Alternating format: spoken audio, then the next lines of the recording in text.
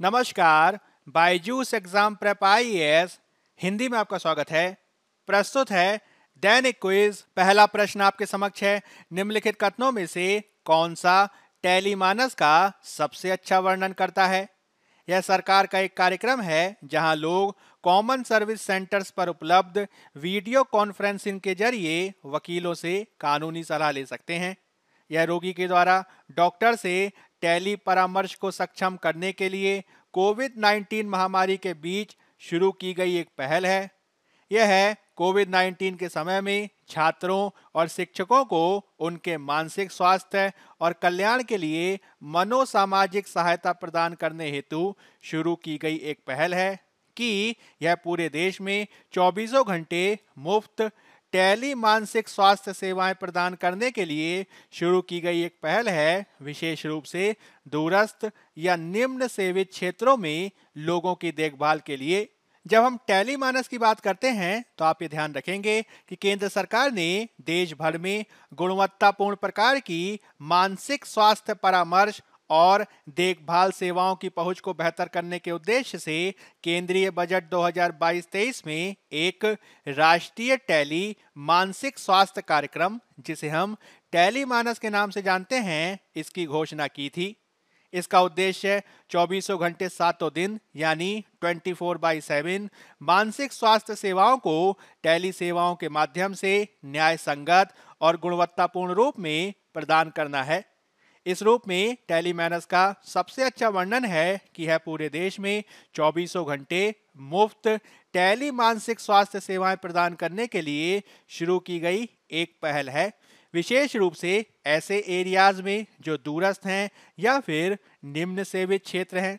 इस रूप में हमारा सही उत्तर हो जाएगा डी।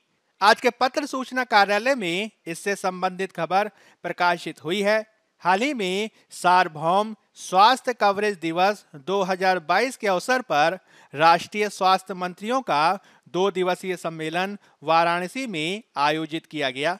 इस अवसर पर राष्ट्रीय टेली मानसिक स्वास्थ्य कार्यक्रम यानी टेली मानस पर ऑपरेशनल गाइडलाइंस यानी परिचालन दिशा निर्देशों को भी लॉन्च किया गया।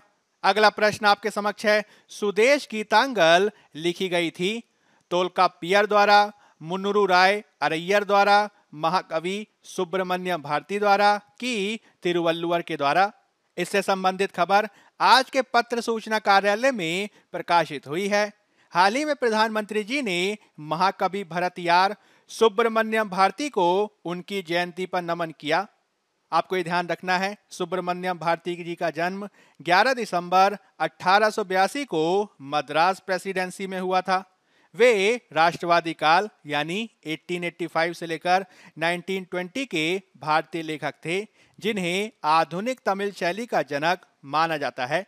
भारती जी के द्वारा अपने क्रांतिकारी जज्बे का प्रचार करने के लिए लाल कागज में उन्होंने इंडिया नाम का एक साप्ताहिक समाचार पत्र छपवाया। साथ ही यह तमिलनाडु में राजनीतिक कार्टून प्रकाशित करने वाला पहला पेपर था। इसके अलावा उन्होंने विजया जैसी कुछ अन्य पत्रिकाओं का भी प्रकाशन और संपादन किया। आपको यह भी ध्यान रखना है कि सुब्रमण्यम भारती जी को उनकी कविता सुदेश गीतांगल के लिए जाना जाता है, जिसे 1908 में लिखा गया था। आधुनिक तमिल साहित्य में उनके योगदान ने उन्हें महाकवि भरतियार की उपाधि दी। बाद में 1949 में वह पहले कवि बने जिनकी रचनाओं का राज्य सरकार के द्वारा राष्ट्रीयकरण किया गया था। इस रूप में आप ये देख सकते हैं कि सुदेश गीतांगल लिखी गई थी महाकवि सुब्रमण्यम भारती जी के द्वारा, और इस रूप में हमारा सही उत्तर हो जाएगा सी। अगला प्रश्न आपके समक्ष है, निम्नलिखित युग्मों पर विचार कीजिए।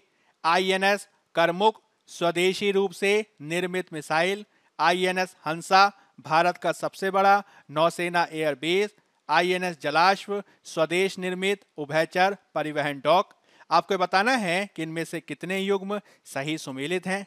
आपके विकल्प हैं केवल 1, केवल 2, सभी तीनों, कि उपर्युक्त में से कोई भी नहीं।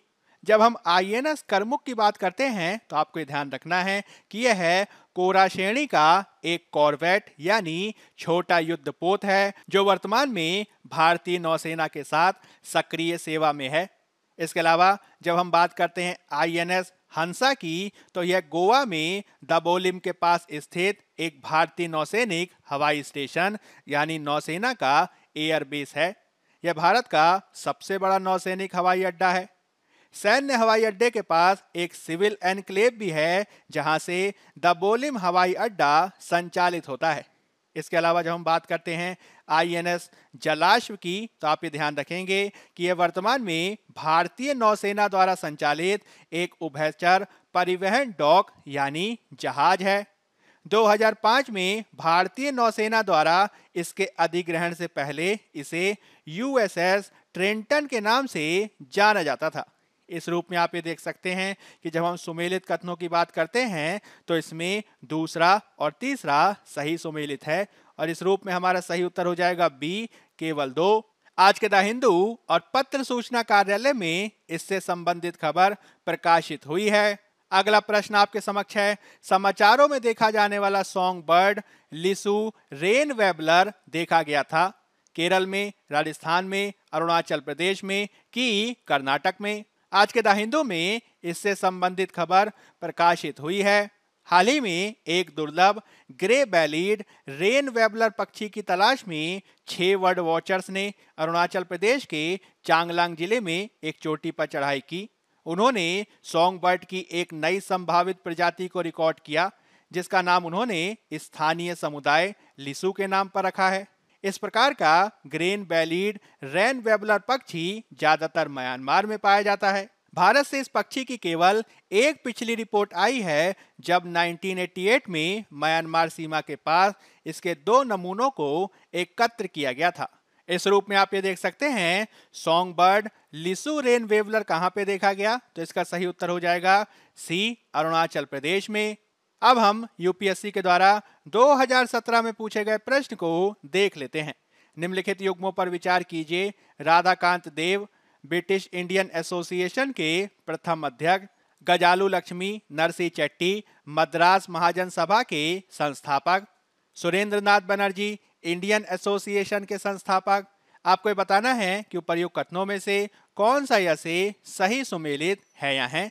आपके विकल्प हैं केवल 1, केवल 1 और 3, केवल 2 और 3 कि 1, 2 और 3। राधाकांत देव के बारे में आप ये ध्यान रखेंगे कि वे एक विद्वान और कलकत्ता हिंदू समाज के एक नेता थे। उनके द्वारा 1851 में ब्रिटिश इंडियन एसोसिएशन की स्थापना की गई जिसके वे संस्थापक अध्यक्ष थे और उस पद पर वे अपनी मृत्यु तक बने रहे। इसके अलावा जब बात की जाती है मद्रास महाजन सभा की तो आप ये ध्यान रखेंगे कि मद्रास महाजन सभा मद्रास प्रेसिडेंसी में स्थित एक भारतीय राष्ट्रवादी संगठन था। इसकी स्थापना 1884 में की गई और इसके संस्थापक थे वीर राघवाचारी, जी सुब्रमण्यम अय्यर और पी आनंद चार्लू। जब बात की जाती है इंडियन एसोसिएशन की तो आप ये ध्यान रखेंगे कि इसकी स्थापना 1876 में सुरेंद्र नाथ बनर्जी और आनंद मोहन बोस के द्वारा की गई थी और ये ब्रिटिश भारत में स्थापित पहला राष्ट्रवादी संगठन था। इस रूप में आप ये देख सकते हैं कि सही युग्म के संदर्भ में जो पहला युग्म है वह सही सुमेलित है और जो तीसरा युग्म है वह सही सुमेलित है और इस रूप में हमारा सही उत्तर हो जाएगा बी, केवल 1 और 3। अब हम बात कर लेते हैं आज के तथ्य यानी फैक्ट ऑफ द डे की, जिसमें हम बात करेंगे हकूतो आर पर जो आज के द हिंदू में प्रकाशित हुआ है। हाल ही में एक जापानी स्टार्टअप कंपनी हकूतो के अंतरिक्ष यान को अमेरिका से एलोन मस्क के स्पेस एक्स के द्वारा चंद्रमा पर लॉन्च किया गया। यह जापान का अपनी तरीके का पहला चंद्र मिशन है जिसे एक निजी कंपनी के द्वारा बनाया गया है।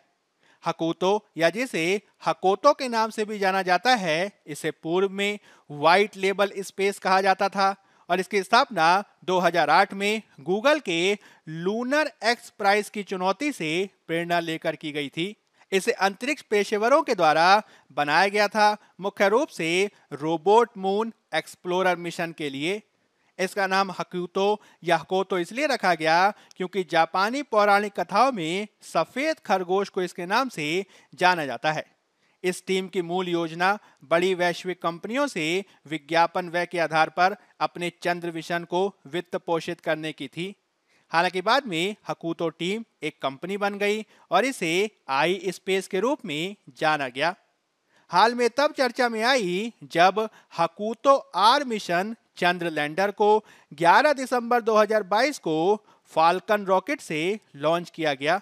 आपको ये ध्यान रखना है कि इसमें UAE lunar mission, Rashid rover और जापान स्पेस कंपनी जाक्सा का लूनर एक्सकर्शन व्हीकल 1 यानी LEV-1 शामिल है, जिनमें से दोनों को हकोतो आर मिशन के द्वारा चंद्र सतह पर पहुंचाया जाएगा।